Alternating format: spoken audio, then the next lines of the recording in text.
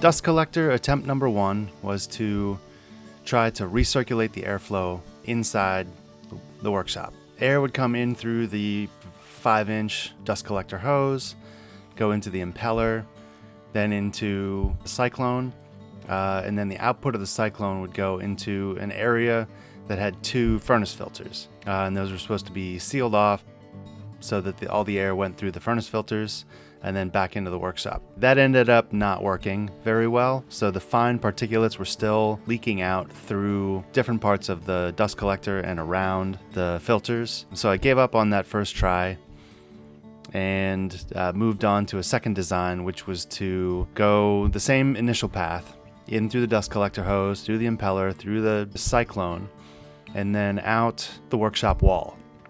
So instead of trying to filter internally, I was gonna just send all the fine particulates outside where they could, settle out in the grass and not be a problem. That worked reasonably well for a while until the size, space, and noise was still a problem. So I ended up trying to rebuild it for reduced noise. So I used concrete and insulation to try to reduce the noise, and the concrete was pretty effective. I mean, adding mass definitely quieted the thing down, but the space that it took up, it ended up being not worth it.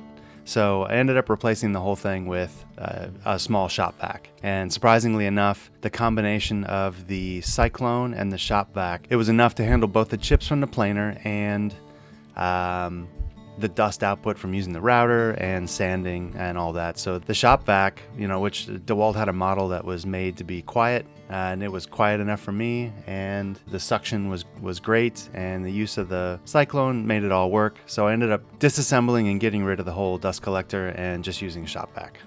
So that was my journey through woodshop dust collecting.